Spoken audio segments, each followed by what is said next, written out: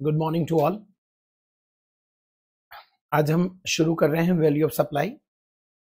Time of supply आपने अच्छे से कर लिया होगा और जितने क्वेश्चंस मैंने आपको कहे थे खुद से करने को वो भी आपने किया होगा, ये मैं उम्मीद करता हूं। हालांकि इस टॉपिक से पीछे के टॉपिक का तो कोई रिलेशन नहीं है और ये भी एक इंटरेस्टिंग टॉपिक है जिसमें आपको परेशानी कम होगी। माइंड एप्लीकेबिलिटी ज्यादा है, माइंड गेम ज्यादा है, रिटेंशन कम है। टाइम ऑफ सप्लाई में तो रिटेंशन भी था और माइंड भी अप्लाई करना था क्वेश्चन में। यहां पर प्रैक्टिस क्वेश्चन के लिए प्रोविजंस बहुत कम है, लेकिन क्वेश्चंस श्योर आते हैं और श्योर क्वेश्चन है और आपने थोड़ा सा अगर दिमाग लगाया तो क्वेश्चन पूरे के पूरे सही होंगे। ठीक है, यहां पर कुछ डेफिनेशन दिया हुआ है जिसमें एजेंट, हमने कई बार इसकी चर्चा की है, जिक्र किया है, एजेंट प्रिंसिपल वाली बात। कंसिडरेशन की भी हमने चर्चा की है।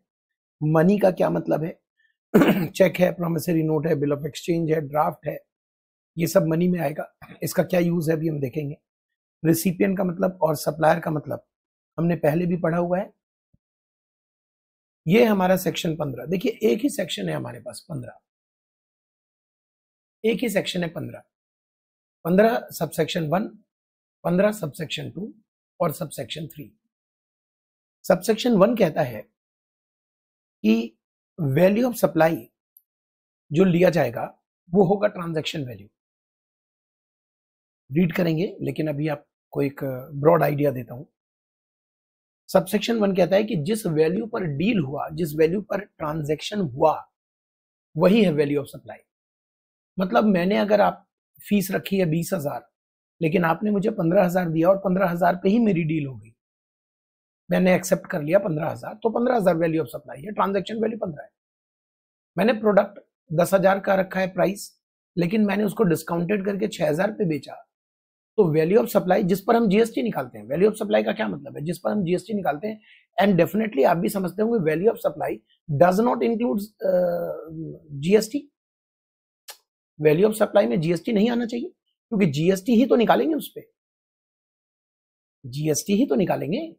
वैल्यू ऑफ सप्लाई किस लिए निकालते हैं हम? जीएसटी के लिए, क्योंकि सेक्शन 9 में क्या लिखा था, GST shall be levied on all supply of goods और सर्विस और both except alcoholic liquor for human consumption on value of supply determined under section 15। तो 15 सेक्शन में बताया जाता है वैल्यू ऑफ सप्लाई जिस पर हमें जीएसटी कैलकुलेट करना है।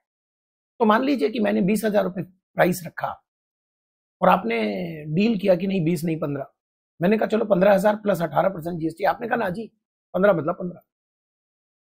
मैंने कहा लेकिन जीएसटी तो मैं रजिस्टर्ड हूं, जीएसटी तो मुझे लेना पड़ेगा। आपने कहा लीजिए, हम नहीं जानते, हम तो 15 देंगे, और 15 ही मैं मान गया इंक्लूडिंग जीएसटी। तो 15 is not transaction value. Transaction value मतलब जिसमें जीएसटी शामिल ना हो, जिसके ऊपर हम जीएसटी कैलकुलेट करें।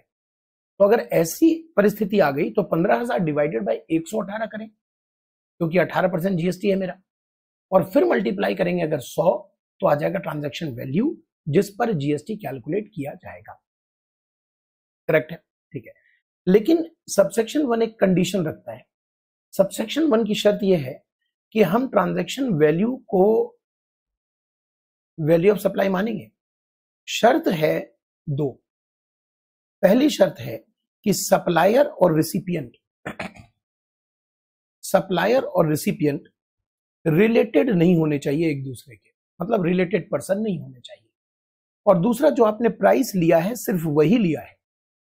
ऐसा ना हो कि आपने 15,000, आपने कहा ठीक है 15,000 प्लस आप मेरा एक असाइनमेंट कर दोगे, आप मेरे एक बुक को प्रिंट कर दोगे, आप मेरे बुक को टाइप कर दोगे, मतलब आपसे मैंने कोई सर्विस भी ले ली 15,000 के ऊपर, तो ये फिर सोल कंसिडरेशन नहीं है।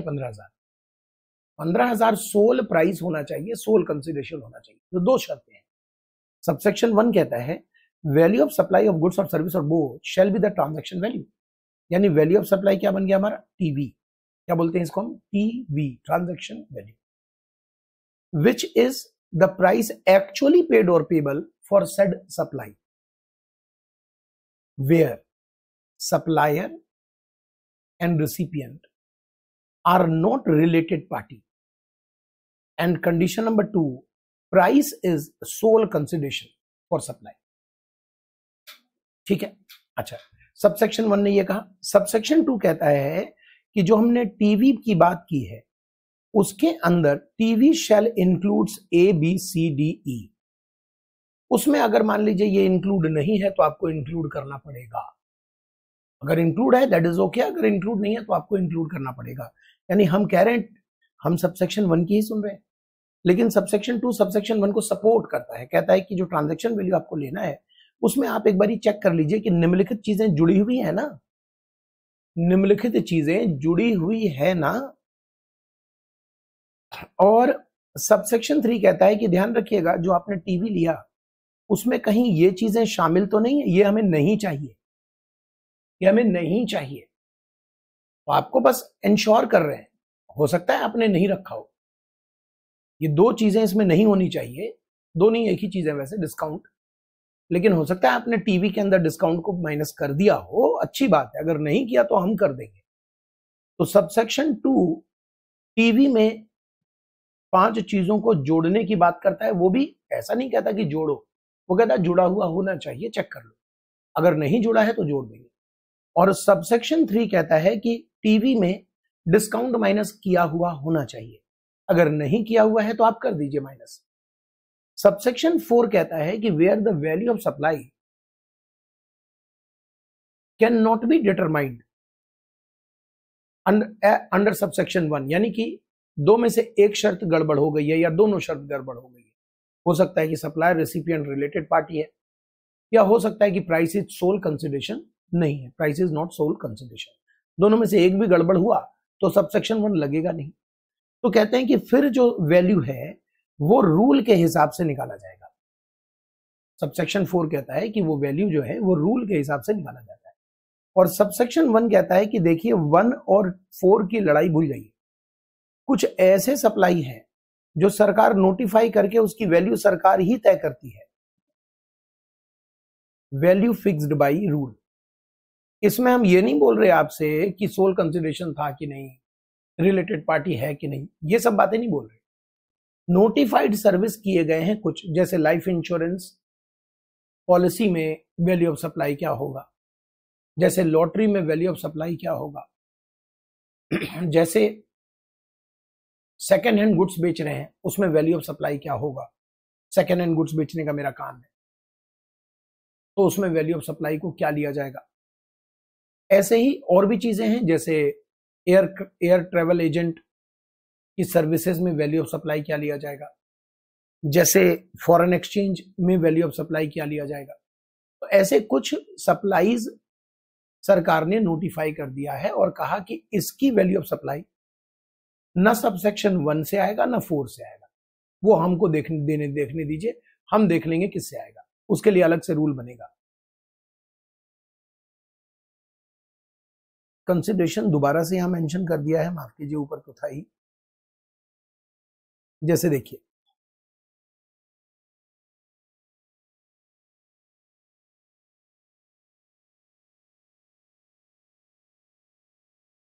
तीन शर्तें मान लीजिए, शर्त 1, शर्त 2, शर्त 3, मतलब कि वो नोटिफाइड नहीं होना चाहिए, नहीं तो सबसेक्शन 1 में नहीं आएगा। फिर आपको क्या करना है, टीवी ले लेना है और उसमें चेक करना है कि ये चीजें ऐड होनी चाहिए और ये माइनस होना चाहिए। और अगर मान लीजिए कंडीशन पूरे नहीं हुए तो उसके लिए सरकार ने रूल्स बना रखे हैं, रूल 28, 27, 28, 29, 30, 31, और कुछ रूल्स तो मैंने इसमें लिखे भी नहीं है, वो भी रूल्स हैं।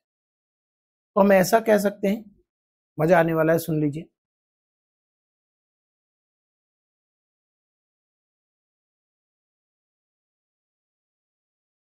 नॉट इन योर सिलेबस, आपके सिलेबस में ये नहीं है, आपके सिलेबस में ये नहीं है। तो आपके सिलेबस में सिर्फ सबसेक्शन 1 है, सबसेक्शन 2 और सबसेक्शन 3 है। 4 और 5 जस्ट रेफरेंस के लिए है कि 1 नहीं लगेगा तो रूल्स बनाए गए हैं, और 5 में कुछ नोटिफाइड सप्लाई है जिसमें 1 और 4 भी नहीं लगाना, अलग उनके रूल है, वही बताएगा कि वैल्यू ऑफ सप्लाई क्या होगा। ठीक है जी। तो ये रूल सर हमें नहीं पढ़ना, बिल्कुल नहीं पढ़ना, ये आपके रूल का कोई मतलब ही नहीं है, आपको बस ये पढ़ना है। इसके बाद हमारे पास कुछ सर्कुलर्स हैं, वो डील करेंगे हम, कुछ सर्कुलर्स हैं उसको डील करेंगे, और फिर से अब हम अपनी पढ़ाई शुरू करने जा रहे हैं। अब, जी हाँ, अब हम अपनी पढ़ाई अब शुरू करने जा रहे हैं। वो तो प्रोविजंस थे सब, चलिए प्रोविजन से भी कनेक्ट करते हैं।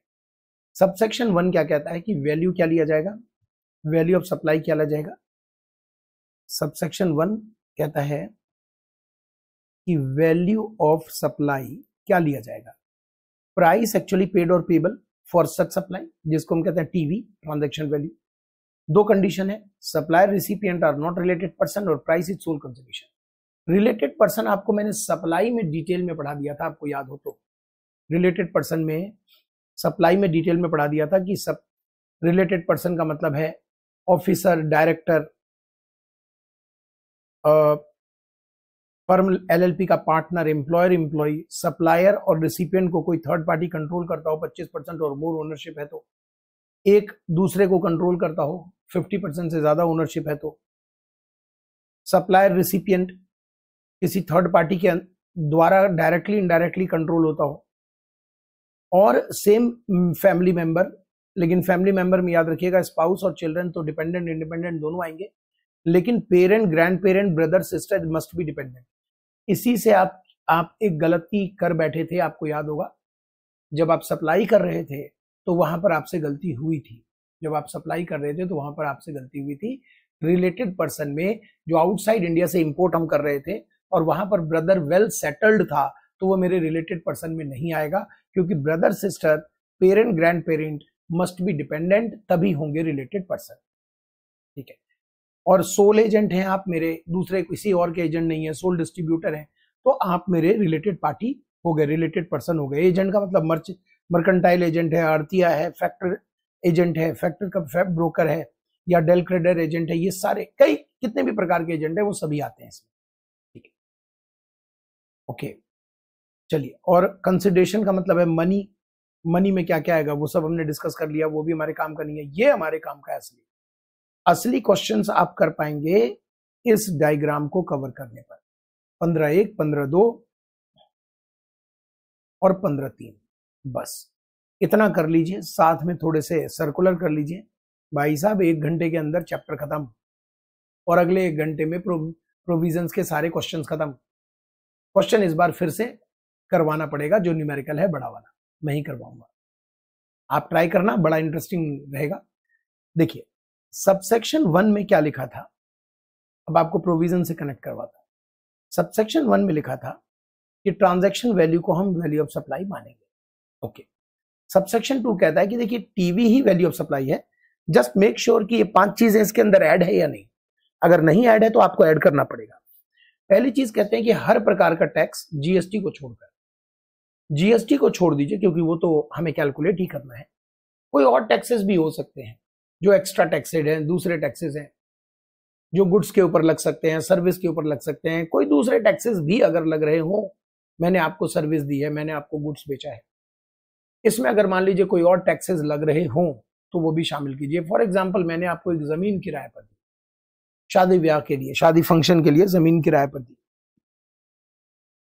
तो ये सर्विस है, मैंने आपसे 1 लाख रुपए चार्ज किया, 5 दिन के लिए जमीन आपने रखी थी, उसमें आप पार्टी फंक्शन कर रहे हो, तो मैंने 1 लाख रुपए चार्ज किया 20,000 रुपए पर डे के हिसाब से।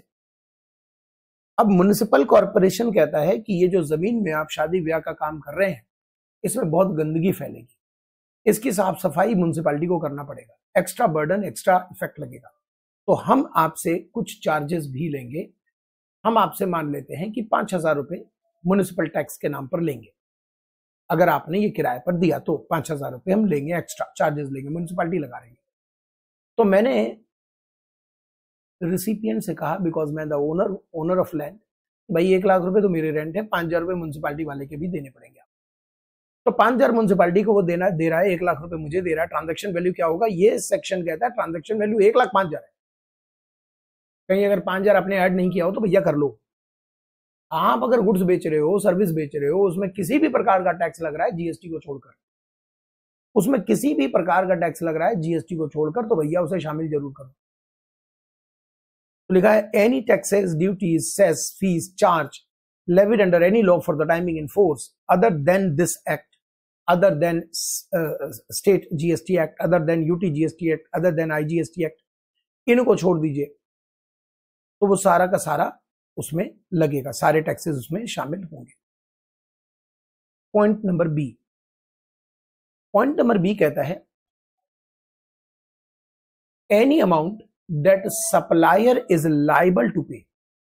मैं सप्लायर हूं, मैंने आपको गुड्स बेचा या सर्विस दी, ऐसा अमाउंट जो मेरी जिम्मेवारी थी पे करना, but which has been incurred by recipient, आपने इनकर्ड कर दिया और मैंने बिलिंग में उसको ऐड नहीं किया, तो उसको ऐड कीजिए। अगर बिलिंग में ऐड नहीं किया तो ऐड कीजिए। समझ लीजिए, याद रखने के लिए लिख लीजिए, आइसक्रीम वाले को पेमेंट, मैं समझाता हूं। इस बार जो मैं सर्विस दे रहा हूं वो है कैटरिंग का सर्विस। आपके छोटे भाई या घर में छोटा बच्चा कोई ले लीजिए, जन्मदिन है, आप नहीं शामिल होना चाहते, हटाइए। राम के छोटे बेटे का, राम का बेटा है, राम के बेटे का जन्मदिन है, राम ने एक हॉल बुक किया, तो हॉल तो गोपाल से बुक किया, गोपाल से हॉल बुक किया, और राम ने गोपाल को 1 लाख रुपए तय कर दिए कि हम आपको 1 लाख रुपए देंगे। 1 लाख रुपए ज्यादा हो जाएगा हॉल का, ठीक है, 30,000 रुपए हॉल का किराया देंगे। तो 30,000 तो गोपाल को दे दिया राम ने किराया हॉल का जो बुक किया उसने, खाली खाली हॉल। हालांकि गोपाल ने ऑफर किया था कि कैटरिंग हमसे करवा लो, बट राम ने कहा नहीं, आप सिर्फ हॉल दो, आपकी कैटरिंग अच्छी नहीं है, हम खुद कैटरर बुक करेंगे। राम ने मेरे से बात की, मैं कैटरर हूं, तो मैंने कहा कितने लोग आएंगे? हमने कहा मान लेते हैं 50 लोग आइए, 50 लोग का आप लेकर चलो। मैंने कहा 50 लोग का लेकर चलते हैं, 1200 रुपए पर प्लेट के हिसाब से खाना रहेगा, 60,000 रुपया। तो राम ने कहा ठीक है, खाने में क्या क्या होगा? तो मैंने कहा खाने में ये वेजिटेबल्स बता दिया, ये चपाती बता दिए, राइस बता दिया, मीठे में गुलाब जामुन बता दिया। राम ने कहा लेकिन आइसक्रीम भी रखिए मीठे में। मैंने कहा चलिए, आइसक्रीम भी दिया आपको, 60,000 के पैकेज में आइसक्रीम भी दिया, ठीक है। राम ने कहा एक काम और क्यों नहीं कर देते, आप सजावट करवा देंगे क्या? कि मैं कैटरर हूं, नहीं करता सजावट, सजावट आप किसी और से करवाओ। लेकिन राम ने कहा आप करवा देंगे, आप किसी को जानते हैं, आप करवा देंगे। मैंने कहा करवा देंगे। दो काम हो सकता था, या तो मैं किसी व्यक्ति को डायरेक्ट नंबर दे देता राम का, वो राम और व्यक्ति की बात, बीच की बात होती, वो अलग मैटर था। अगर जिम्मा मैंने लिया कि मैं करवा दूंगा, तो मैंने कहा जी ऐसा है, फिर 60,000 से 65,000 कर लीजिए, 65,000 सजावट भी करवा देंगे और कोल्ड ड्रिंक भी ऐड करवा देंगे, चलिए। उसने कहा नहीं, 5,000 बहुत है सजावट के। मैंने कहा चलिए एक मैजिशियन भी ऐड कर दिया, चलिए मैजिशियन भी दे दिया। अब राम खुश हो गया, 65,000 की डील हो गई, 10,000 एडवांस उसने मुझे दे दिया, बाकी उसने कहा कि पार्टी वाले दिन हम आपको दे देंगे। पार्टी शुरू हुई। अब मैं तो पार्टी में खड़ा रहूंगा नहीं, मैं तो ठेकेदार हूं, मेरे वर्कर्स, मेरे स्टाफ वहां पर काम कर रहे हैं। बीच में मैं देखने चला गया, सब कुछ ठीक ठाक है, ओके जी, राम से मिलकर आया, पैसे ले लिए उससे। राम ने 5-10,000, 20,000, 30,000 मान लेते हैं, 30,000 रुपए रोक दिए कि भाई फंक्शन खत्म होगा, उसके बाद 30,000 और ले लीजिएगा। लास्ट का 30,000 राम ने रोक दिया। इसका मतलब 65,000 में राम ने मुझे 35,000 दे दिया, 30,000 राम ने रख लिया। लास्ट में पार्टी के बाद आइए दे देंगे। पार्टी में जो मैजिशियन था वो आया। आइसक्रीम मैंने बात कर ली थी अमूल वाले से कि आप आइसक्रीम का एक वहां पर स्टॉल लगा देंगे और इतने ब्रिक्स वगैरह यूज होंगे, 2 फ्लेवर होंगे, ये सब कर दिया हमने। अब आइसक्रीम वाला चल पड़ा, काम खत्म हुआ। आइसक्रीम वाला जल्दी काम निपटा देता है कि आइसक्रीम नहीं तो पिघल जाएगा। आइसक्रीम निपटाया, वो जाने लगा। आइसक्रीम वाले ने अपने 3,000 रुपए मांगे मुझसे फोन पर। मैंने कहा सुनो, मैं राम से कहता हूं, आपको दिलवा देगा। मैंने राम को फोन किया कि सर आइसक्रीम वाले को 3,000 दे देंगे क्या? राम ने कहा लेकिन ये तो आपको देना चाहिए, बात हो गई थी। मैं ही दूंगा, अभी मैं हूं नहीं ना वहां पे, आप 3,000 दो ना, बिलिंग कम कर देंगे यार। आपको 30,000 देना है ना, 27 देना, चलो 3,000 दो ना उधर। राम ने कहा इसमें कोई बुराई नहीं है, 3,000 रुपए मैंने दे दिए। फिर मैजिशियन जाने लगा, मैजिशियन ने कहा कि मेरा 2,000 रुपये लगता है। तो राम से मैंने कहा कि 2,000 आप मैजिशियन को भी दे दो, मैजिशियन को भी 2,000 दे दिया। अब मैं जब गया राम से पेमेंट लेने तो राम मुझे 25,000 देगा। अगर मैंने बिलिंग होशियारी दिखाई और बिलिंग मैंने सिर्फ, क्योंकि 5,000 राम ने ऑलरेडी पे कर दिया था मेरे बिहाफ पे, और अगर मैंने बिलिंग 60,000 की, आप सब जानते हो कि मेरा और राम के बीच 65,000 का डील हुआ था, लेकिन राम मुझे अपने अकाउंट से सिर्फ 60,000 देगा, क्योंकि 5,000 वो अलग दो व्यक्ति को दे चुका है जिसको देने की जिम्मेवारी मेरी थी। अगर मैं बिलिंग 60,000 की करता हूं तो सरकार कहती है कि नहीं, 65,000 वैल्यू है सप्लाई की। और अगर मैं 65,000 बिलिंग करता हूं, 60,000 रुपए मैंने लिए और 2,000 3,000 मैंने दिखाया कि मेरे बिहाफ पर जब किसी को पे कर दिया तो पेमेंट तो मुझे मिल ही गया। अगर ऐसा दिखा दूं, अगर मैं 65,000 बोल रहा हूं तो फिर ठीक है, लेकिन अगर मैं 60 बोल रहा हूं और राम ने मेरे बिहाफ पर किसी को पेमेंट किया है तो वो 5,000 भी वैल्यू ऑफ सप्लाई में ऐड होगा। यानी ऐड अगर है तो अच्छी बात है, नहीं है तो ऐड होगा। तो आइसक्रीम वाले का पेमेंट याद रखिएगा, आइसक्रीम वाले का या मैजिशियन का पेमेंट, जो भी बोलना चाहे वो याद रखिएगा। बोलिए, ये बात समझ आ गई आपको? करेक्ट है। अच्छा, सी बताइए, सी क्या कहता है? एक बार सी ट्राई कीजिए आप। सी क्या कहता है बताइए, 1 मिनट ट्राई कीजिए बस।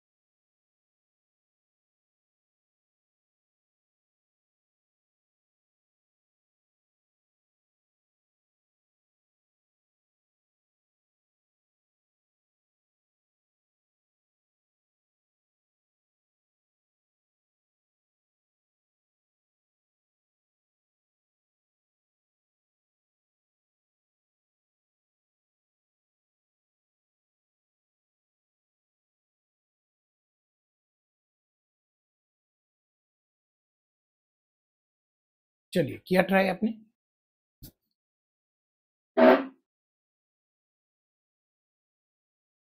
ये क्लियर हो गया, ये क्लियर हो गया। सी कहता है कि incidental expenditure, incidental charges including commission, packing और 4-5 और आइटम जोड़ लीजिए, charged by supplier to recipient of supply and any amount charged for anything done by supplier in relation to supply of goods or service or both at the time of supply or before delivery of goods or service, वो भी add होगा। अगर आपने add कर रखा है बड़ी खुशी की बात है, नहीं ऐड कर रखा है कर दीजिए ऐड।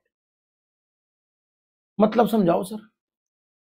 अब जैसे आप मुझसे ये पेन खरीदने आए, पेन की कीमत मैंने आपको लगाई, मैं मैन्युफैक्चरर हूं, आप होलसेलर हो, तो एक तो नहीं, आप 1,000 क्वांटिटी खरीदना चाहते हो, तो मैंने आपको पेन की कीमत लगाई कि ये पेन की कीमत होगी, मान लेते हैं 1,000 रुपए। आपने कहा ठीक है 1,000 रुपए पेन की कीमत होगी, आप ऐसे ही दोगे या पैकिंग करके दोगे? मैंने कहा मैं तो ऐसे ही देता हूँ। पैकिंग में एक छोटा सा बॉक्स होता है, साधारण बॉक्स। आपने कहा नहीं, ये साधारण बॉक्स नहीं चाहिए, हमें बढ़िया सा बॉक्स चाहिए, इसमें ये गिफ्ट आइटम हम यूज करना चाहते हैं। तो आप एक काम कीजिए, आप मैन्युफैक्चरर हैं, इसमें बढ़िया सा बॉक्स जोड़ दीजिए। मैंने कहा ठीक है, तो 100 रुपए उसके एक्स्ट्रा लगेंगे। मैंने कहा डन। अच्छा ये दिखाइए कि ये चेक्ड ओके है कि नहीं? मैंने कहा नहीं, चेक्ड ओके तो नहीं लिखा हुआ है इसमें। नहीं तो आप इसको चेक करवा के चेक्ड ओके लिखवाइए। मैंने कहा 50 रुपए एक्स्ट्रा लगेंगे। चेक्ड ओके कई जगह लिखा होता है, आपने देखा हो? क्योंकि मुझे लैब से उसकी सर्टिफिकेशन लेना पड़ता है, वो सारा चेकिंग कराना पड़ता है, उसके एक्स्ट्रा खर्चे होते हैं। मैंने कहा 50 रुपए और लग जाएगा। आपने कहा ठीक है 50 और दे देंगे। साथ में आपने कहा कि मेरे घर तक पहुंचा दीजिए, डिलीवरी चार्जेस बताइए, आप आपकी दुकान तक पहुंचा दीजिए, तो मैंने डिलीवरी चार्जेस भी उसमें ऐड कर दिया। आप जो कुछ भी मुझसे कहेंगे वो मैं जोड़ता चला जाऊंगा। तो कुछ भी आप मुझसे कहेंगे कि ये भी इसमें ऐड कर दीजिए, वो भी जोड़ दीजिए, ये भी जोड़ दीजिए, ऐसा भी कर दीजिए, वैसा भी कर दीजिए, वो सारी चीजें मैं ऐड कर दूंगा। तो वो जो ऐड मैं कर रहा हूं, अगर मैंने सेपरेटली भी चार्ज किया जो इसके सप्लाई से कनेक्टेड है, तो वो वैल्यू ऑफ सप्लाई में आना चाहिए, क्योंकि कंपोजिट सप्लाई है। और कंपोजिट सप्लाई का प्रिंसिपल सप्लाई ये है, तो जो भी मैं एक्स्ट्रा चार्जेस ले रहा हूं इससे कनेक्टेड दूसरे चीजें भी, जैसे कि डिलीवरी चार्जेस है, मान लीजिए ये मशीन है, इंस्टॉलेशन चार्जेस है, मान लीजिए ये मशीन है तो इंस्टॉलेशन चार्जेस, डिलीवरी चार्जेस, जो कुछ भी मैं एक्स्ट्रा इस सप्लाई को कनेक्ट करता हुआ चार्ज कर रहा हूं आपसे, आपकी डिमांड पर, आपके कहने पर, वो मैं अलग से नहीं बिलिंग करूंगा, इसी में कंसिडरेशन में ऐड होगा, क्योंकि इसका जो रेट है वही रेट सब पे लगेगा, बिकॉज सारा कंपोजिट सप्लाई है, प्रिंसिपल सप्लाई है। Correct. Incidental charges including commission, packing etcetera, बहुत सारी चीजें इसमें आ जाती हैं जो मैंने आपसे चार्ज किया। Anything done by supplier in relation to, in respect of supply of goods और सर्विस, और बोथ, चाहे मैं सप्लाई के समय या सप्लाई के डिलीवरी से पहले जो कुछ भी खर्च कर रहा हूं वो सब वैल्यू ऑफ सप्लाई में ऐड होगा। अब लिखा है कि अगर आपने मुझे पैसा लेट दिया तो जो एक्स्ट्रा पैसा आपसे मैं ले रहा हूं, चाहे उसका नाम मैं ब्याज रखूं, पेनल्टी रखूं, लेट फीस रखूं, वो भी इसी वैल्यू ऑफ सप्लाई का पार्ट माना जाएगा। लेकिन बिलिंग तो पहले हो गई है, तो क्या इसके लिए मुझे एक डेबिट नोट इशू करना चाहिए? यस। क्या इसका time of supply at the time of payment होगा? यस। ये डेबिट नोट के माध्यम से जाएगा, लेकिन ये भी वैल्यू ऑफ सप्लाई में ऐड होगा, इसको भी वैल्यू ऑफ सप्लाई में ऐड किया जाएगा। ठीक है। अब यहां पर देखिए, ये बड़ा क्रूशियल आ जाता है, बड़ा ट्रिकी आ जाता है, इसी में बच्चे फंसते हैं। सब्सिडी अगर मुझे मिला है इस प्रोडक्ट को बेचने का, इस वजह से मैं आपसे पैसा कम चार्ज कर रहा हूं,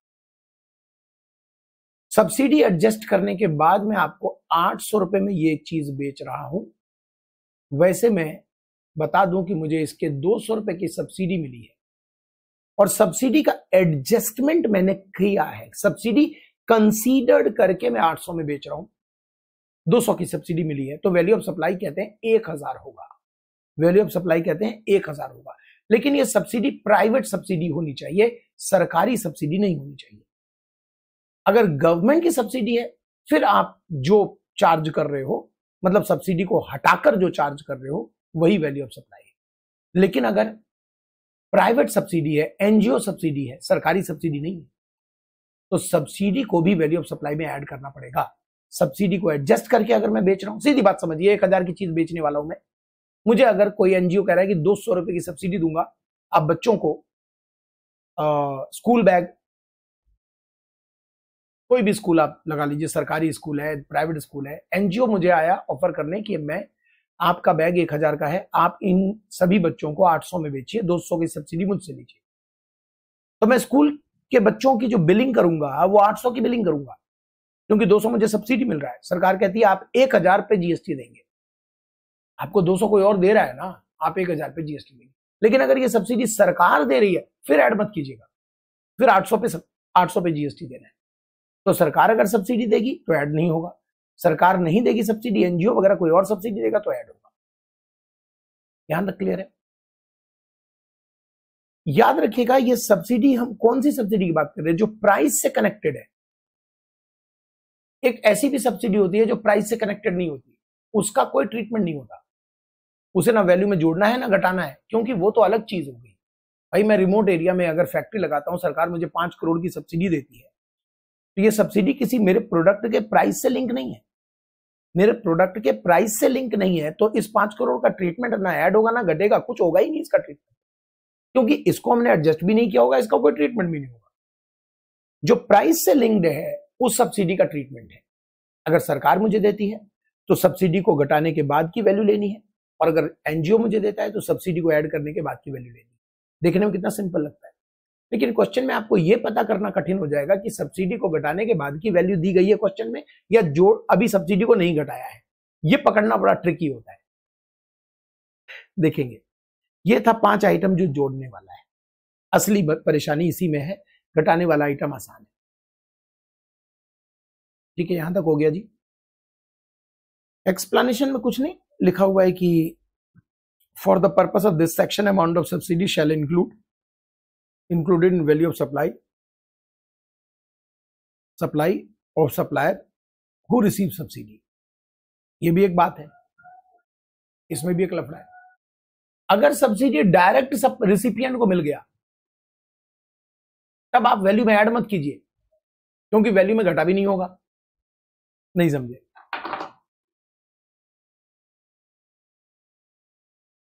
देखिए 1,000 रुपए का मैं बैग बेच रहा हूं, स्कूल बैग को हम रखते हैं टारगेट।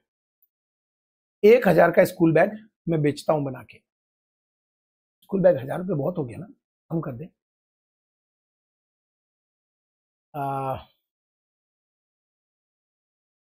1,000 का क्या बेचूं?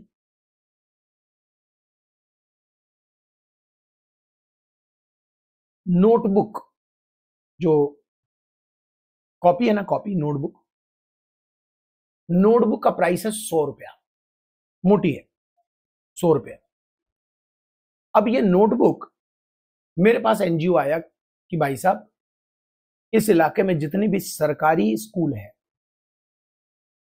किसी शहर की बात कर रहा है वो, 5 स्कूल है सरकारी शहर में, मान लीजिए जो भी है, 1 है 2 है 3 है। आप सरकारी स्कूल में, एक ही मान लीजिए ना, एक ही सरकारी स्कूल है।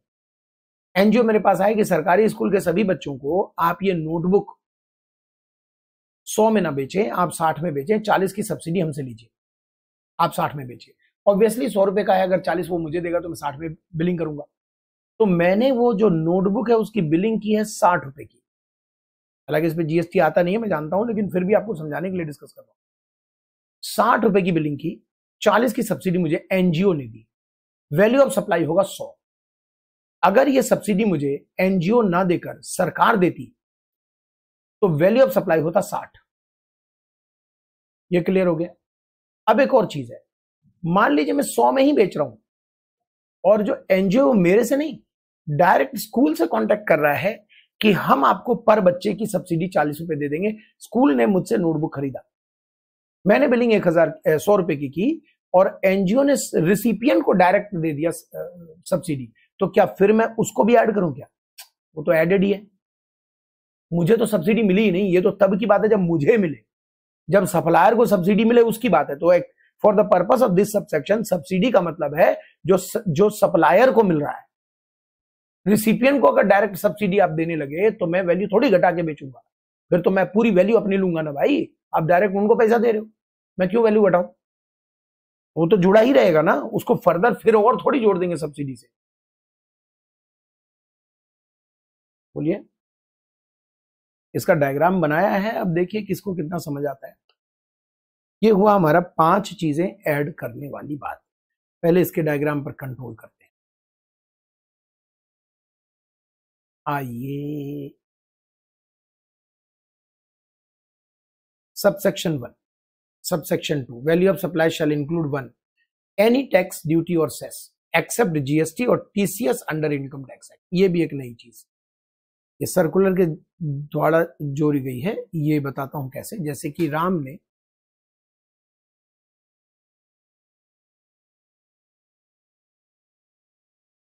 होंडा इंडिया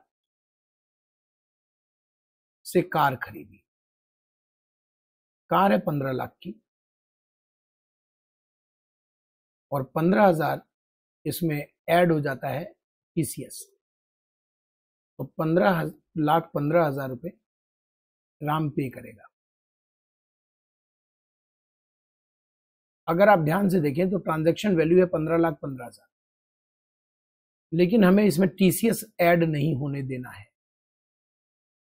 वो कितना हो जाएगा? 15 लाख। फिर हमें जीएसटी इसके ऊपर जो लगा होगा, मान लीजिए 18% जीएसटी लगा है, तो वो भी ऐड नहीं होने देना है। तो इसका मतलब 15 lakh divided by 118, 15 lakh inclusive GST है, तो 15 लाख 118 मल्टीप्लाई 18, तो वो माइनस हो जाएगा। ये आ जाएगा हमारा ट्रांजेक्शन। तो जैसे जीएसटी शामिल नहीं होगा वैसे टीसीएस भी शामिल नहीं होगा, क्योंकि टीसीएस वैल्यू ऑफ सप्लाई के लिए दिया ही नहीं है आपने। टीसीएस रिसिपिएंट देता है एक्स्ट्रा पैसा सप्लायर को, एक्स्ट्रा पैसा। तो कहीं आप वो टीवी में ना ऐड कर लें, क्योंकि वो सप्लाई के लिए नहीं होता, वो टैक्स अलग से दिया जा रहा है। ठीक है। बी कहता है कि सप्लायर अगर कॉन्ट्रैक्चुअल ऑब्लिगेशन के अंतर्गत आया, यानी मैं सप्लायर, मैं ऑब्लिगेशन के अंतर्गत था कि आइसक्रीम मैं अरेंज करूंगा और मैजिशियन को पैसा मैं दूंगा, मैं अरेंज करूंगा, लेकिन रिसिपिएंट ने डायरेक्टली पेमेंट कर दिया थर्ड पार्टी को, थर्ड पार्टी यानी कि आइसक्रीम वाला या मैजिशियन, फॉर सच लायबिलिटी, और सप्लायर ने इस वैल्यू को बिल में ऐड नहीं किया, तो बिल में आपको ऐड करना पड़ेगा। कोई भी commission, packing, inspection, certification charges, installation, testing, weighment charges जो वजन करने के चार्जेस होते हैं, loading charges, designing charges etcetera, delivery charges, इसमें डिलीवरी रह गया, डिलीवरी चार्जेस, जो भी मैं आपसे उस सप्लाई से के रिलेटेड ऐड करता हूं, सप्लाई से रिलेटेड चार्ज करता हूं, that must be added. Interest, late fees, penalty, नाम कुछ भी रखिए, अगर पैसा आपने लेट दिया इस चक्कर में मैंने आपसे लिया है तो ये भी वैल्यू ऑफ सप्लाई बनेगा, ऐड होगा उसमें। ये आपको मैं क्वेश्चन में दिखाऊंगा ऐड होते हुए, बट प्रैक्टिकल लाइफ में इसके लिए सेपरेट डेबिट नोट इशू होता है, बट ओवरऑल वैल्यू तो सप्लाई वही होता है, इनवॉइस वही रहता है, सप्लाई वही माना जाता है, तो सप्लाई की वैल्यू में तो ऐड होगा। जैसे मैंने आपको एक सामान 50,000 का बेचा 3 महीने के उधार पर, आपने डिले किया, मैंने 5,000 और दे दिया, तो वैल्यू ऑफ सप्लाई 55,000 है। हालांकि आप इनवॉइसिंग में करूंगा 50,000 की पहले, मुझे क्या मालूम आप डिले कर रहे हो, 3 महीने बाद आपने पैसे लेट दिए, तो मैंने आपसे 55,000 लिया, तो 5,000 जो एक्स्ट्रा लिया उसके लिए डेबिट नोट इशू करूंगा, वो डेबिट नोट कनेक्ट हो जाएगा इस इनवॉइस को लेकर। तो invoice number so and so की वैल्यू ऑफ सप्लाई कितनी है, 55,000। Edit point. ओके, सब्सिडी, सबसे पहले मैंने ये लिख दिया कि अगर लमसम सब्सिडी दिया जाए तो इसका कोई ट्रीटमेंट ना करना है, ना जोड़े ना घटाए, कोई ट्रीटमेंट ना करे। प्राइस से लिंक हो तो बात करें, प्राइस से लिंक हो अगर सरकार देती है डायरेक्टली रिसिपिएंट को सरकार दे रही है, तो फिर मैं उसमें अलग से थोड़ी ऐड करूंगा, इसका भी कोई ट्रीटमेंट नहीं होगा। It will be included in value of supply, मतलब वो तो इंक्लूडेड ही रहेगा, अलग से कोई ट्रीटमेंट नहीं है। 100 रुपए वैल्यू है ना, अगर सरकार ने डायरेक्टली स्कूल को दे दिया 40 रुपए, अभी बात हुई थी ना कि सरकार अगर सब्सिडी देगी तो मैं वैल्यू ऑफ सप्लाई 60 रुपए लूंगा, लेकिन अगर मुझे सरकार दे ही नहीं रही है तो मैं 60 क्यों लूंगा, फिर तो 100 लूंगा। मैं चार्ज भी 100 कर रहा हूं, लूंगा भी 100, सरकार डायरेक्टली रिसिपिएंट को दे रही है तो इसमें मेरा क्या मतलब। हाँ, मुझे दे दे तो वैल्यू में नहीं जोड़ूंगा, और एनजीओ वगैरह दे दे तो वैल्यू में जुड़ा रहेगा। अब आते हैं डिस्काउंट, 15(3), बस जी डिस्काउंट पढ़िए, काम खत्म, क्वेश्चन चालू। अरे मैं कह रहा हूं सर्कुलर वगैरह तो बाद में भी पढ़ते रहिए, सर्कुलर जो है थोड़े बहुत सर्कुलर है उसको बाद में पढ़िए चलेगा, क्वेश्चन फिर भी हो जाएगा। मजा तो आता है क्वेश्चन करने में। इसमें 5 चीजें जोड़ना याद रखिएगा, अच्छे से याद कीजिएगा, फिर क्वेश्चन करेंगे। डिस्काउंट सप्लाई की वैल्यू में ऐड नहीं होना चाहिए। मैंने शुरुआत ही की थी कि 20,000 रुपए में फीस चार्ज कर रहा हूं, आपने कहा 15,000 देंगे, नहीं दे रहे। सप्लाई वैल्यू ऑफ सप्लाई 15 है, आप कहेंगे जीएसटी मिलाकर 15 देंगे तो फिर और कम कर दूंगा, तो डिस्काउंट तो सप्लाई की वैल्यू में से माइनस होना चाहिए। डिस्काउंट होते हैं 2 प्रकार के, एक वो जो सप्लाई के समय दिया गया, इनवॉइस में हमने उसको रिकॉर्ड किया है कि डिस्काउंट दिया, तो वैल्यू ऑफ सप्लाई में से माइनस कर लीजिए, माइनस ही होना चाहिए। अब बताइए जब मैं इनवॉइस में ही नहीं रिकॉर्ड किया, इन बिलिंग आपको मैंने 20,000 की पैसा आपसे 15,000 लिया और मैंने कहा कोई बात नहीं आप मौज करो, ये कोई बात हुई? सरकार कह रही है ये तो पागलपन है, आप ही बेवकूफी कर रहे हो। जब आप उसको 15,000 में ही डील करना चाह रहे हो तो इनवॉइसिंग 20 की क्यों करोगे? बाद में आप कहोगे नहीं हमें तो उन्होंने 15 ही दिया था जी, तो हम नहीं जानते आपको कितना दिया था, हम नहीं जानते। इनवॉइस में रिकॉर्ड किया नहीं किया आपने, डिस्काउंट को दिखाओ, रिकॉर्ड करो और वैल्यू ऑफ सप्लाई में माइनस कर लो, ये तो बेवकूफी वाली बात होगी ना। ये तो तब की बात है दोस्तों जब हमने डिस्काउंट आपको दिया है सप्लाई के वक्त या सप्लाई से पहले। कई बार डिस्काउंट सप्लाई कंप्लीट होने के बाद दिया जाता है और सप्लाई के समय सिर्फ उसकी चर्चा होती है कि भाई साहब डिस्काउंट नहीं दे रहे, 1,000 रुपए लगाया आपने, हमें 50 यूनिट चाहिए, 50 यूनिट खरीदने आए हैं हम, तो 50,000 की बिलिंग हो गई, भाई साहब डिस्काउंट नहीं दोगे। तो मैंने कहा कि देखिए हुजूर 50 यूनिट में क्या डिस्काउंट देंगे, 50 यूनिट तो बहुत छोटी क्वांटिटी है। हाँ अगर आपने 500 यूनिट लिया होता तो हम देखते कुछ नहीं, तो हम लेने ही वाले हैं, हाँ तो देख लेंगे फिर, नहीं तो हम इसी महीने आपको और ऑर्डर देने वाले हैं, ये तो बस सैंपल ले जा रहे हैं। हाँ तो ठीक है, आप विद इन 3 मंथ्स अगर 500 पूरा कर देते हैं परचेज ऑर्डर, 50 आपने ले लिया है, हम डिस्काउंट देंगे आपको, पर यूनिट पे 200 रुपए का डिस्काउंट देंगे, 20%।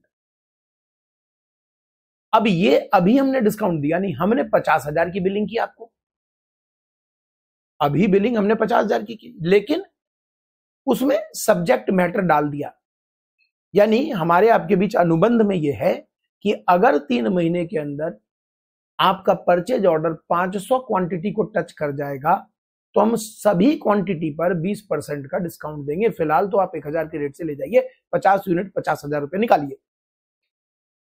विद इन 3 मंथ्स आपने अगला ऑर्डर 1.5 महीने बाद दिया 450 क्वांटिटी का हो गया जी 500, मुबारक हो।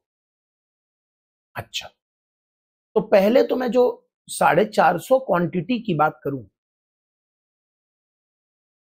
तो 450 क्वांटिटी को तो मैं 800 के रेट से ही आपसे पैसे लूंगा, 3,60,000, क्योंकि अब तो तय हो गया कि डिस्काउंट मिल रहा है। उस डिस्काउंट में प्रॉब्लम नहीं है, वो तो सप्लाई के समय में दे रहा हूं, बिल पे लिखा भी होगा 20% डिस्काउंट।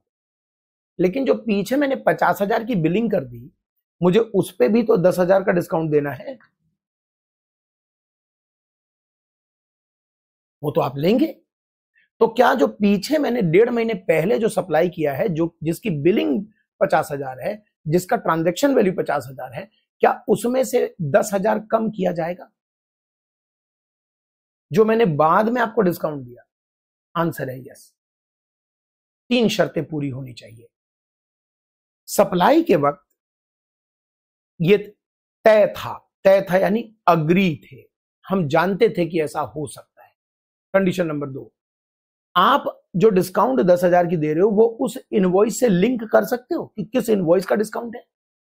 हाँ कर सकते हैं, 32 नंबर इनवॉइस था 50,000 वाला, उससे लिंक है। और शर्त नंबर 3 बड़ा ट्रिकी है कि मैंने जिसको बेचा उसने तो परचेज दिखाया,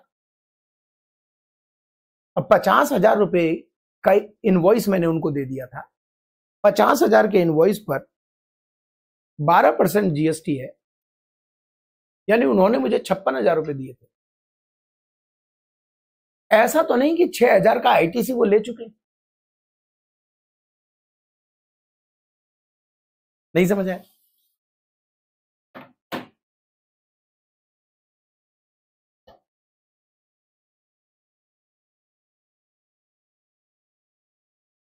मान लीजिए यहां मैंने 50 यूनिट्स बेचे 1,000 रुपए के रेट से,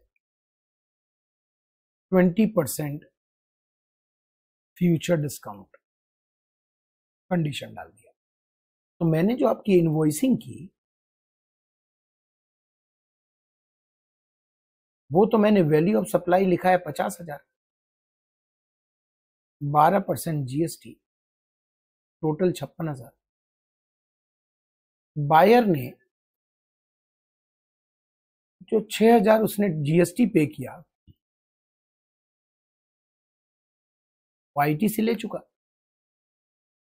अब यहां पर पता चलता है कि हमने उनको 450 यूनिट और बेचे, इस बार तो 800 के रेट से बेचे, 3,60,000 की बिलिंग की प्लस 12% जीएसटी। तो ये तो डिस्काउंट इसमें शो हो रहा है, इस डिस्काउंट में कोई प्रॉब्लम नहीं है।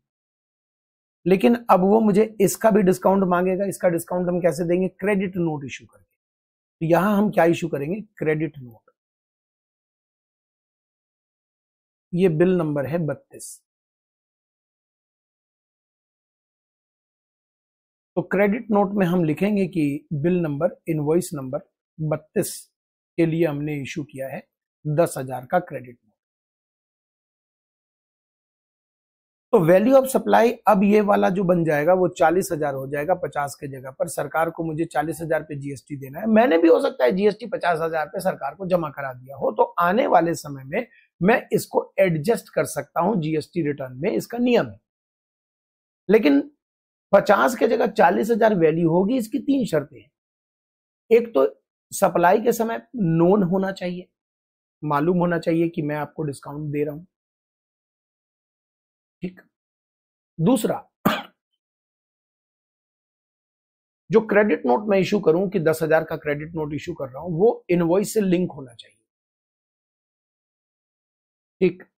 तीसरा यह है कि बायर ने 6,000 का जो आईटीसी लिया है उसमें से उसने कितना गलत आईटीसी लिया है?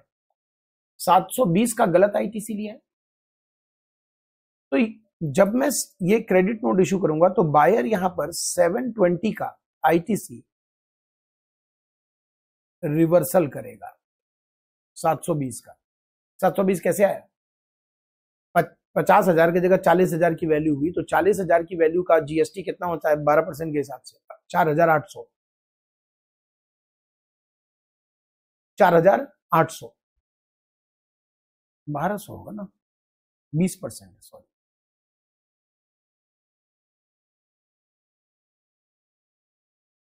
$1,200। तो यानी कि जीएसटी जो 6,000 ओरिजिनल इनवॉइस में डाला गया है, वो 6,000 तो होना नहीं चाहिए था, वो तो 4,800 होना चाहिए था, 4,800 होना चाहिए था, क्योंकि वैल्यू ऑफ सप्लाई तो 50 रहा नहीं, 40 रह गया।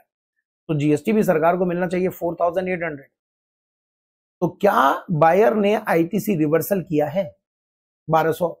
3 शर्तें अगर पूरी होती हैं तो मुझे सरकार कहेगी कि आप फ्यूचर में हमें बता दो कि आपने ज्यादा जीएसटी दिया है, वो वैल्यू ऑफ सप्लाई 50 नहीं 40 माना जाएगा।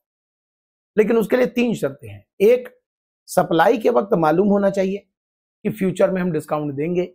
दूसरा, डिस्काउंट देते समय जो क्रेडिट नोट के माध्यम से दिया जाएगा, इनवॉइस कनेक्ट होना चाहिए। और तीसरा, बायर ने यानी रिसिपिएंट ने आईटीसी जो एक्स्ट्रा 1,200 रुपए अवेल्ड कर लिया है उसका रिवर्सल करेगा, क्योंकि हर महीने अवेल्ड होता है वो, तो उसने अवेल्ड कर लिया होगा, मैंने भी जमा करा दिया होगा, बट मैं तो आने वाले समय में एडजस्ट कर लूंगा इसी नियम के तहत। उसको भी रिवर्सल करना पड़ेगा आईटीसी, तब जाकर मुझे सरकार कहती है कि अब आप वैल्यू ऑफ सप्लाई 40,000 लीजिए, उसका रिवर्सल पहले जरूरी है। ये 3 शर्तें अब मुझे लगता है आपको क्लियर हो गई होगी, 3 शर्तें क्लियर हो गई होंगी। अगर ये 3 शर्तें पूरी करें तो discount will be deducted from value, otherwise not deducted.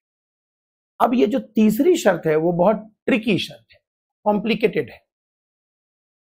आप ही बताइए, मुझे रिसिपिएंट ने रिवर्सल किया है, ये मुझे कैसे पता चलेगा? मैं तो अगले रिटर्न में बताना चाहता हूं सरकार को कि मैंने 10,000 का क्रेडिट नोट इशू कर दिया है, मुझे तो जीएसटी की वैल्यू 50 की जगह 40 की वैल्यू होनी चाहिए सप्लाई की, और उसका जीएसटी 6,000 की जगह 4,800 होना चाहिए, तो 1,200 एक्स्ट्रा जीएसटी मेरा जमा है, उसको आने वाले जीएसटी के लायबिलिटी से एडजस्ट किया जाए। ये तो मैं बोलना चाह रहा हूं सरकार को। सरकार कह रही है तीसरी शर्त का क्या, 1,200 उसने रिवर्सल किया है। मैं कब किया होगा हम कैसे बता सकते हैं? ये प्रैक्टिकल लाइफ में दिक्कत आई। बताइए, 2017 से ये नियम है और दिक्कत आए जा रही थी और लोग रैंडमली इसको क्लेम किए जा रहे थे, ये मानकर कि उसने रिवर्सल कर दिया होगा। तब जाकर सरकार के सामने ये बड़ी समस्या आ गई कि ये पता कैसे चलाएंगे। इसके लिए सरकार ने सर्कुलर इशू किया है 2024 में। 7 साल बाद सरकार को होश आया कि कुछ गड़बड़ लग रहा है। सर्कुलर कहता है 2024 का सर्कुलर है, जून का, proof of ITC reversal for post supply discount. Language से क्लियर है। Background, if supplier gives discount after supply through credit note, obviously it is excluded from taxable value only if 3 conditions are fulfilled. पहला discount agreement के मुताबिक था, on और before supply मालूम था, link था स्पेसिफिक इनवॉइस को, और रिसिपिएंट ने रिवर्सल किया हो प्रोपोर्शनेट आईटीसी, पूरा आईटीसी नहीं, प्रोपोर्शनेट, जो रेशियो बना 1200 रुपए। ठीक, इशू यह है कि currently there is no online system to check whether ITC has been actually reversed by recipient और नॉट। अभी तक ऐसा कोई एक्चुअल ऑनलाइन हम पोर्टल में नहीं कर, ऐसा कोई सिस्टम है कि हम देख सकते हैं कि उसने रिवर्सल किया कि नहीं। मैंने क्रेडिट नोट इशू कर दिया, बट उस बंदे ने आईटीसी रिवर्सल किया कि नहीं। तो सीबीआईसी कहता है कि ठीक है, जब तक कि पोर्टल डेवलप नहीं करेंगे हम, अब जाकर हो जाए आपको 7 साल बाद, कोई बात। Supplier can provide proof of reversal of ITC in the following वे। मुझसे कहा जा रहा है क्या, अगर डिस्काउंट 5 लाख तक है तो get a certificate from CACMA confirming ITC reversal. Certificate में मेंशन होना चाहिए ये चीजें, इनवॉइस और क्रेडिट नोट की detail, ITC reversal detail, return की डिटेल होनी चाहिए। ठीक है, और अगर 5 लाख के ऊपर है, 5 लाख से ऊपर नहीं है, 5 लाख से ऊपर है तो CACMA का सर्टिफिकेट चाहिए, और 5 लाख तक अगर डिस्काउंट है तो सप्लायर सेल्फ डिक्लेरेशन के अंतर्गत बता सकता है, ये सारी डिटेल दे देगा और हम मान लेंगे कि हाँ जी रिवर्सल हो गया। तो 5 लाख तो बड़ी रकम है, हम तो 1200 रुपए की बात कर रहे हैं, डिस्काउंट की बात, अच्छा 1200 नहीं, 10,000 की बात कर रहे हैं, क्योंकि ये फिगर जो है वो डिस्काउंट का फिगर है, तो हम तो 10,000 की बात कर रहे हैं। अगर 5 लाख तक डिस्काउंट है तो सेल्फ डिक्लेरेशन से काम चल जाएगा, लेकिन अगर 5 लाख से ऊपर का डिस्काउंट है तो CACMA को एक एक्स्ट्रा काम मिल गया। मुबारक हो जी, मुबारक हो जी, मुबारक हो, आपको एक एक्स्ट्रा काम मिल गया ना। सर हम कैसे करेंगे वो, मतलब हम कैसे करेंगे? आप रिसिपिएंट से बातचीत करके करेंगे, उनका एग्जामिन करेंगे, उनको आपको एक काम दे दिया, सरकार कहती है हमें कैसे खबर होगा कि उसने रिवर्सल किया है कि नहीं, तो इसके लिए आप CACMA से सर्टिफिकेट दिलवा दीजिए, हम मान लेंगे। CACMA सर्टिफिकेट देते समय अपनी सारी एग्जामिन करेगा, सब कुछ डिटेल एग्जामिन करेगा। अच्छा हाँ जी, these certificate undertaking shall be treated as valid evidence. Okay, और ये भी लिख दिया लास्ट में, ध्यान से देखिए, पीछे जो 7 साल गुजर गए उसमें अगर GST ऑफिसर इन्वेस्टिगेशन करता है कि भाई साहब ये सब जो आपने डिस्काउंट वैल्यू ऑफ सप्लाई में माइनस किया है, जो बाद में दिया आपने, उसमें तीसरी शर्तें पूरी हो रही है क्या, इसके लिए आप इसी पैटर्न को फॉलो करेंगे। अगर पुराना केस खुलता है, 5 लाख के अंदर डिस्काउंट है तो आप डिक्लेरेशन दे दो, सेल्फ मान लेंगे हम। 5 लाख के ऊपर डिस्काउंट है, CACMA का आपको सर्टिफिकेट लेना पड़ेगा। ये 5 लाख की फिगर फाइनेंशियल ईयर की है, सिंगल फाइनेंशियल ईयर। ठीक है, ओके ओके ओके, मुझे लगता है हमने निपटा दिया भाई साहब। अब हम करेंगे फ्री सैंपल की बात। क्या है फ्री सैंपल, क्या है? इधर आइए ना, फ्री सैंपल वगैरह तो अपने आप हो जाएगा, इधर आइए। 2-3 सर्कुलर है, निपटाते हैं। पहला सर्कुलर, ये सर्कुलर हम ऑलरेडी आपको निपटा कर दे चुके हैं, आपको अगर याद हो। सर्कुलर आप एक बार ट्राई कीजिए, मैंने आपको निपटा दिया है। याद है, एजेंट प्रिंसिपल का रिलेशन शेड्यूल 1 में दिया गया था, विदाउट कंसिडरेशन भी हम मान लेते हैं सप्लाई। अच्छा, अब यहां पर क्या है वो सुनिए। Para 3 of Schedule 1 treats supply of goods, not service, goods between principal and agent as taxable supply even without consideration. Agree है? If agent undertakes to supply or receive goods on behalf of recipient, की person क्या, की factor क्या था? Invoice किसके नाम issue हो रहा है, कौन अपने नाम से इशू कर रहा है? एजेंट के नाम से इशू होना चाहिए। डेल क्रेडिटर एजेंट कौन होते हैं? असली मुद्दा इसमें डेल क्रेडिटर एजेंट का है, मैं बताऊंगा कहानी क्या है। A del credere agent is type of agent who not only arrange the supply or sale of goods on behalf of this principal, but also guarantees the payment to the principal. वो कहता है कि customer से पैसा भी हम दिलवाएंगे, इसकी guarantee लेते हैं। डेल क्रेडिट एजेंट जो है वो सेलिंग एजेंट होते हैं, जो सिर्फ माल बेचते ही नहीं बल्कि कस्टमर से पैसे दिलाने की गारंटी भी रखते हैं। ऑब्वियसली एक्स्ट्रा पैसा चार्ज करते होंगे।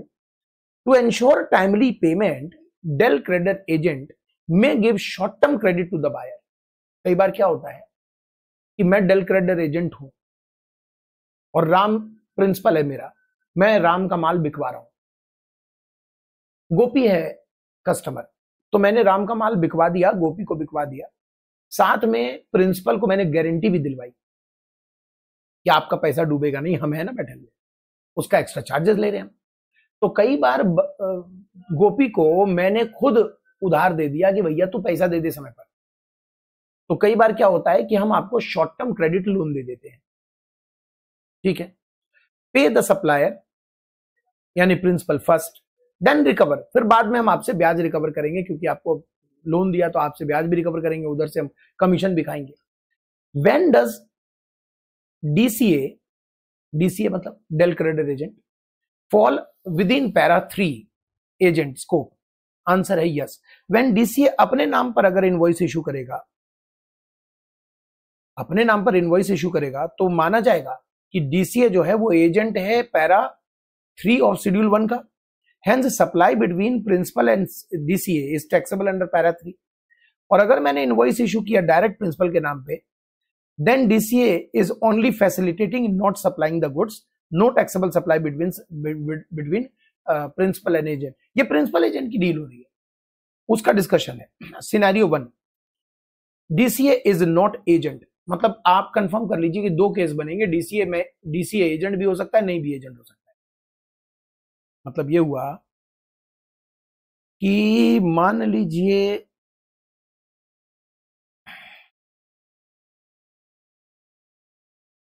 रमेश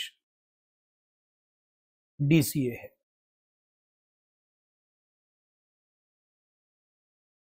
ए लिमिटेड का, ए लिमिटेड मान लेते हैं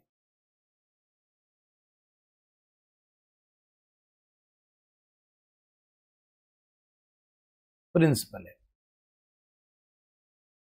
और यहां कस्टमर है, एक ही कस्टमर पकड़ते हैं गोपी, ठीक है। यहां से यहां गुड्स आया,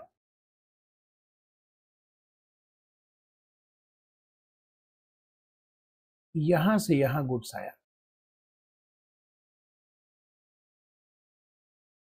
अब ये तो विदाउट कंसिडरेशन है और ये तो विद कंसिडरेशन है।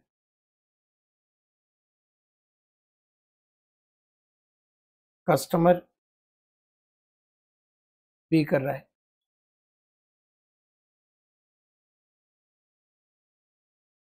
अगर ये जो इनवॉइस, अगर यहां पर ये जो है ये इनवॉइस जो है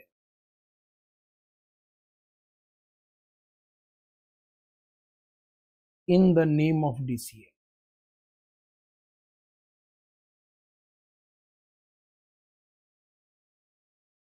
अगर ऐसा है तो ए नाम का सप्लाई, बी नाम का सप्लाई, तो सप्लाई ए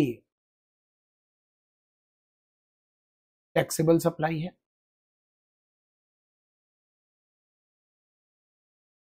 7(1)(c) के अकॉर्डिंग, परी का पी नहीं, परी का ए, ठीक है। और अगर in the name of A limited है तो supply A is not a supply, ठीक है। तो ये दो सिनेरियो है। यहां पर देखिए सिनेरियो ए 1 डीसीए एजेंट नहीं है, ये सिनेरियो 1 ले रहे हैं, और सिनेरियो 2 डीसीए एजेंट है। तो लिखा है कि अगर डीसीए एजेंट नहीं है तो प्रिंसिपल और एजेंट के बीच में जो सप्लाई है वो सप्लाई नहीं माना जाएगा। ये माना जाएगा कि डीसीए सिर्फ लोन दे रहा है बायर को और जो ब्याज चार्ज कर रहा है वो एक इंडिपेंडेंट सप्लाई ऑफ सर्विस है, इंडिपेंडेंट सप्लाई ऑफ सर्विस है। तो ये जो ब्याज है ये वैल्यू ऑफ सप्लाई में ऐड नहीं होगा। इंटरेस्ट में भी एग्जम्प्ट, वो एक लोन दिया हुआ है तो लोन का इंटरेस्ट एग्जम्प्ट हो जाता है, आपने एग्जम्पशन टॉपिक में पढ़ा हुआ है 27 नंबर एंट्री। अगर इनवॉइस एजेंट के नाम आ रहा है तो प्रिंसिपल सप्लाई कर रहा है goods to DCA, DCA supply कर रहा है बायर, डीसीए क्रेडिट दे रहा है उसको चार्जेस के लिए। नाउ लोन और credit activity is not separate, जो कि उसके साथ जुड़ा हुआ है, और अब ये जो इंटरेस्ट एक्स्ट्रा चार्ज है वो शामिल हो जाना चाहिए वैल्यू ऑफ सप्लाई में। तो पूरी कहानी इस प्रकार से है, पूरी कहानी इस प्रकार से है कि ये जो पेमेंट है ना, ये जो पेमेंट है ये शॉर्ट टर्म लोन प्रोवाइड करता है।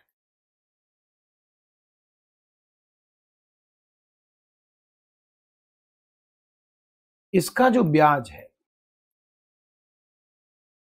इसका क्या ट्रीटमेंट होगा? क्या ये इंटरेस्ट ऑन लोन होगा और एग्जम्प्ट होगा एंट्री नंबर 27 में, या ये लेट पेमेंट, लेट फी और डिले कंसिडरेशन होगा और ये ऐड हो जाएगा वैल्यू ऑफ सप्लाई।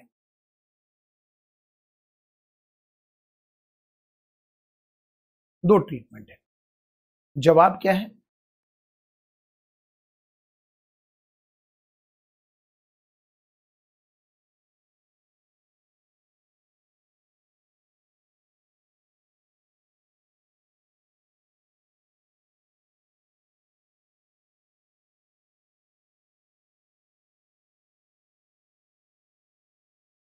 कनेक्ट हो जाएगा ना, कॉपी करोगे भी तो बाद में कंफ्यूजन नहीं होगा।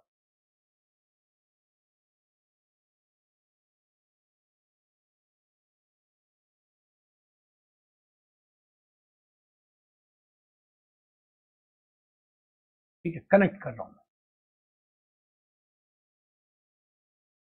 ये है हमारा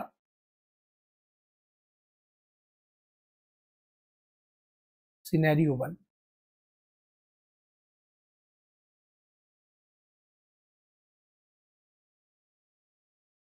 सिनेरियो 1 का ये जवाब है,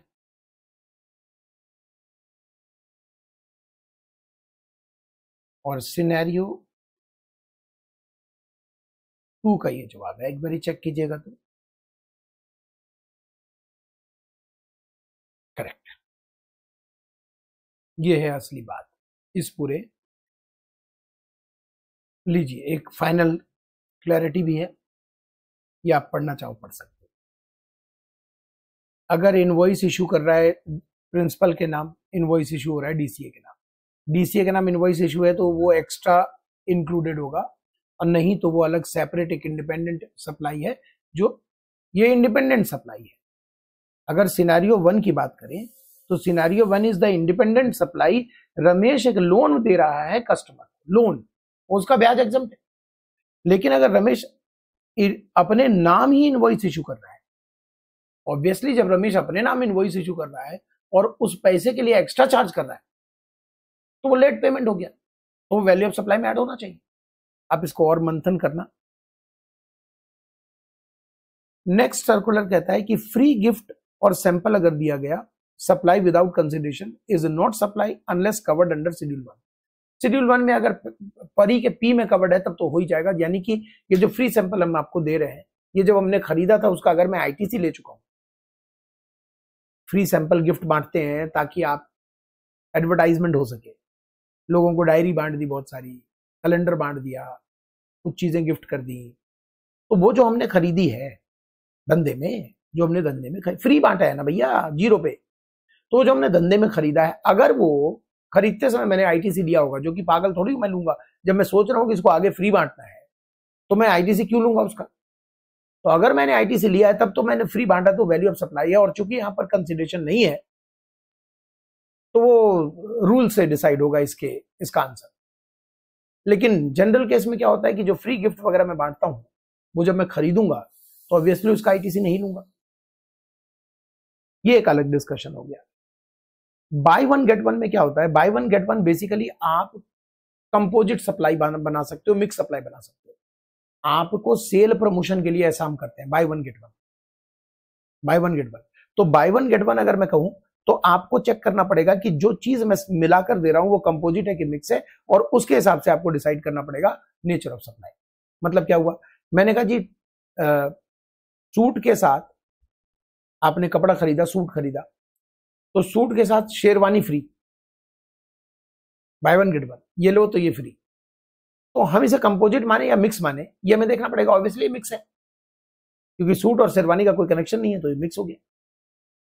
तो अगर ये मिक्स है, अगर ये मिक्स सप्लाई है, तो फिर प्रिंसिपल सप्लाई और उससे कोई मतलब नहीं है, जिसका हायर रेट है वही पूरे पे एंटायर पे लग जाएगा। तो ये आपको डिसाइड करना पड़ेगा बाय वन गेट वन में। एक सिंपल डिस्कशन है। एक क्लैरिटी है कि जो हम पीनल इंटरेस्ट लेते हैं, एडिशनल ब्याज लेते हैं, उसका क्या। इक्वेटेड मंथली इंस्टॉलमेंट यानी EMI are paid late, borrower are charge penal interest. इसका मुझे लगता है कि मैंने कहां कराया था इसको, ब्याज जब करा रहा था मैं एग्जम्पशन वाले में, तो उसका एक डायग्राम बनवा दिया था कि अगर एक्चुअल सप्लाई, ये मैं करवा चुका हूं मोबाइल बेचने वाला, अगर मैं एक्चुअल सप्लाई जो कर रहा हूं वो सप्लाई है, तो जो उसका डिले पेमेंट है वो वैल्यू में जुड़ेगा। याद कीजिए, मैंने एक मशीन आपको बेचा है, 50,000 की मशीन है, मैं आपको 5 इंस्टॉलमेंट 11,000 की ले रहा हूं, याद आया। तो मैंने ही आपको उधार दिया, मैं ही मशीन बेचने वाला, मैं ही आपको उधार दे रहा हूं, तो जो भी एक्स्ट्रा चार्जेस ले रहा हूं वो वैल्यू ऑफ सप्लाई में ऐड होगा। लेकिन अगर मान लीजिए मैंने आपको 50,000 का मशीन बेचा, आपने बजाज फाइनेंस से 50,000 रुपए फाइनेंस करवा दी और मुझे पैसे दे दिए, अब बजाज फाइनेंस आपसे ब्याज चार्ज कर रहा है, तो वो एग्जम्पशन में चला जाएगा एंट्री नंबर 27 में। ये हम कर चुके हैं, ठीक है। ये प्रूफ वाला भी हो गया।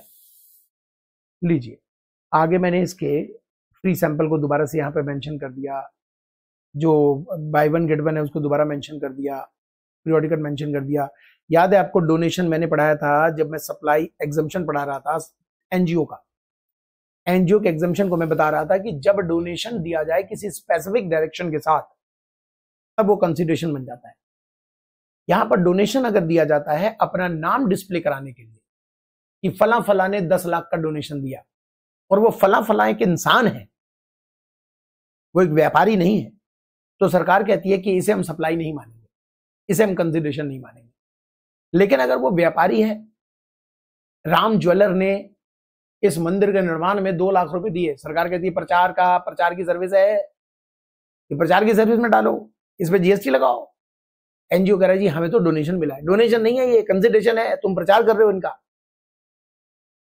और जब मैंने लिखा कि राम प्रसाद, दशरथ प्रसाद, गोपी प्रसाद, इन सब ने दिया, उसका क्या।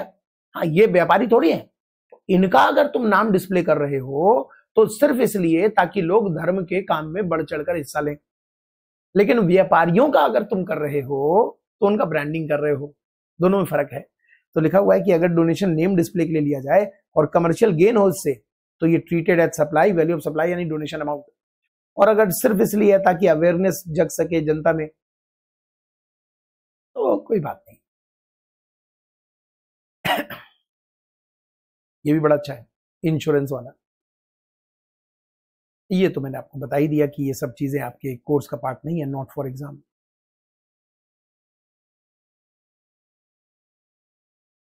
बताता हूं मैं वो क्या है जो ऊपर छोड़ रहा हूं, एक बार देख लो ना। मैं एक क्लास में इसको कवर करना चाह रहा था और एक क्लास में क्वेश्चन, बस। आप देखिए, इंश्योरेंस लेते हैं, मोटर व्हीकल इंश्योरेंस, तो 30,000 रुपए का प्रीमियम है जी कार का। अब मैं पूरे साल अगर एक कोई भी इंश्योरेंस क्लेम नहीं लूं, तो इंश्योरेंस कंपनी मुझे देती है बोनस। इसको क्या बोलते हैं, नो क्लेम बोनस। अगला प्रीमियम मुझे सिर्फ 26,000 देना पड़ेगा, 4,000 का मुझे बोनस मिल गया। मेरा प्रीमियम 30,000 रुपए तय हुआ था, तो वैल्यू ऑफ सप्लाई 30 है। बट अगले साल चूंकि मैंने पिछले साल कोई क्लेम नहीं लिया, तो अगले साल मुझे नो क्लेम बोनस मिला और मुझे सिर्फ देना पड़ा 26,000। तो वो अगले साल वैल्यू ऑफ सप्लाई 26 है या 30, ये जग रहा है। ऐसा नहीं लग रहा कि मैंने 4,000 के लिए एक सर्विस दी है इंश्योरेंस कंपनी को, कि मैं ये नहीं क्लेम ले रहा हूं कुछ ना करने का पैसा? ऐसा फील हुआ, तो इस पर झगड़ा हुआ, इस पर डिस्कशन हुआ कि बताइए बताइए, ऐसा तो नहीं है कि जो इंश्योरेंस लेने वाला व्यक्ति है वो इंश्योरेंस कंपनी को एक सर्विस दे रहा है 4,000 की, और ये एक सेपरेट बात हो गई, और 30,000 सेपरेट हो गई, वो नेट करके 26 दे रहा है, तो वैल्यू ऑफ सप्लाई 30 होनी चाहिए, ऐसा तो नहीं है। तो इसका क्लैरिटी आया इशू। क्या एनसीबी यानी no claim bonus can be considered as discount? क्या उसे डिस्काउंट माना जाए? कह रहे यस। क्या माना जाए कि मैं आपको एक सर्विस दे रहा हूं, इंश्योरेंस क्लेम लॉन्च ना करने की, कुछ ना करने के लिए सर्विस दे रहा हूं? नहीं, ऐसा नहीं। तो सीधा समझे, नो क्लेम बोनस को घटाकर वैल्यू निकालना है, छोटी सी बात, लेकिन जब झगड़ा होता है, डिस्कशन होता है, तो फिर उसके लिए सर्कुलर आता ही है। क्लियर है जी? तो चलिए दोस्तों, हमने कंप्लीट कर लिया एक ही क्लास में, लेकिन मैंने कर दिया। What about you? आपको क्या करना है? इस क्लास के बाद तुरंत 10 मिनट का ब्रेक लीजिए और दोबारा से जो मैंने पढ़ाया उसको दोबारा से समझिए। पेन कॉपी उठाइए, लिखने की कोशिश कीजिए कि ये जुड़ेगा, ये घटेगा, ये जुड़ेगा, ये घटेगा, डिस्काउंट का 2 पार्ट है, सब्सिडी का ये है। डायग्राम बनाइए, भरोसा रखिए। ये सब डायग्राम वाली चीज जब नहीं होती थी, बच्चों के डिमांड से मैं डायग्राम लाता हूँ। जमाना था जब मैं आपको ये पढ़ाता था, ये देता था, जमाना था। अगर आपके सीनियर ने मुझसे पढ़ाई की है, उनको पता होगा कि अरे सर ये सब चीजें बुक में डाल रहे हैं। अरे पहले तो सिर्फ ये बुक में होता था। मेरी पुरानी बुक अगर कहीं आपको मिल जाए तो उसमें ये होता था। फिर मैं डायग्राम बनवाता था, फिर बच्चे उसे कॉपी करते थे, समझते थे। फिर मैंने देखा कि डायग्राम में कुछ बच्चे नींद में कॉपी करते हैं, कुछ चीजें छोड़ देते हैं तो कुछ से कुछ कॉपी कर लेते हैं, जय श्री राम हो गया। गलती बच्चों की वजह से नहीं है कि क्लास में थोड़ा अवेयर नहीं थे, चलो ठीक है, लेकिन पास तो वो भी होना चाहते हैं। तो फिर मैंने अपने ही डायग्राम को तैयार करके बुक में डालना शुरू कर दिया कि बेटा ये रहा डायग्राम, अगर तुझे कॉपी करने में आलस आ रहा है तो ये ले, ये डायग्राम है, पूरा डायग्राम है। अगर मेरे पुराने स्टूडेंट, आज से 12-15 साल पुराने स्टूडेंट्स आपको मिल जाए तो वो कहेंगे कि ये हमने कॉपी किया था, खुद से बनाया था। तो जल्दी हो जाता है, टाइम भी आपका बचता है। आज का मॉडर्न जमाना है, समय की कीमत है। लेकिन एक दिक्कत भी आती है। समझ लीजिए कि 2 घंटे में मैं पढ़ाता था, 2 क्लास में 2 घंटे लगाकर, अभी 1 घंटे में निपट गया, 1.25 घंटे में निपट गया। वो जो 30-40 मिनट सेव हुआ, वो किस चीज का हुआ? कॉपी करने का। लेकिन मैं चाहता हूं कि वो 30-40 मिनट आप खुद से कॉपी करें, डायग्राम सामने रख के कॉपी करें। जब खुद आप लिखते हो ना तो क्लैरिटी आती है। वो जब आप करके तैयार रहोगे, रट के तैयार रहोगे, तभी नेक्स्ट क्लास लेना, नहीं तो नहीं लेना। नेक्स्ट क्लास में क्वेश्चन कराते समय सिर्फ तुम मुझे सुनो और कहो हाँ ठीक है सर हो गया हमारा, तो ऐसे पास नहीं करोगे। लॉन्ग डिस्टेंस स्टडी सब कुछ स्टूडेंट्स पे निर्भर है। टीचर कितना भी प्रयास कर ले, स्टूडेंट्स अगर टीचर को फॉलो नहीं कर रहा, उनकी बात नहीं सुन रहा, जो कह रहे हैं वो नहीं कर रहा, तो दिक्कत रहेगी। तो इसी उम्मीद के साथ take care, bye bye. Next class मिलते हैं इसके क्वेश्चन के साथ। Thank you.